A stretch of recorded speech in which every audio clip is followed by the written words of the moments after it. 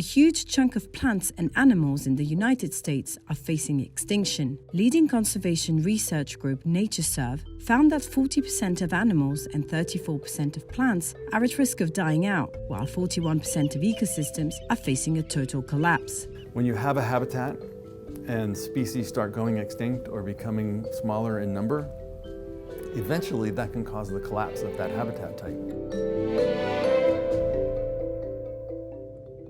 Everything from crayfish and cacti to iconic American species such as the Venus flytrap are in danger of disappearing. A new report by NatureServe analyzed data from its network of over 1,000 scientists across the US and Canada. NatureServe Vice President of Data, Regan Smith, says freshwater mussels are also among the species at risk of extinction. These are not species most people get excited about, but they play really important roles within the ecosystems. They're what filters the water and keeps it clean.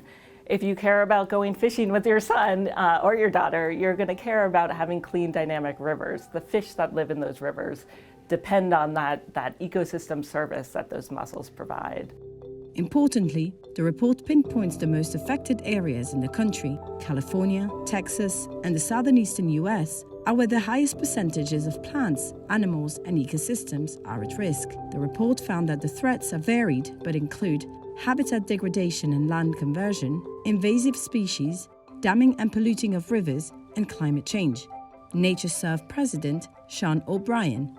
You won't have things to hunt and fish if their ecosystems are degraded, or if the rivers are polluted, or if somebody clears the land that the elk depend on.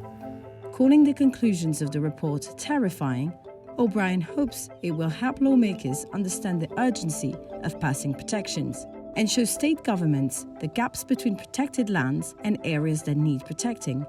You know, it's much easier to poach on lands that aren't being guarded than on lands that are. And so putting protected areas around species that are really at risk could potentially reduce poaching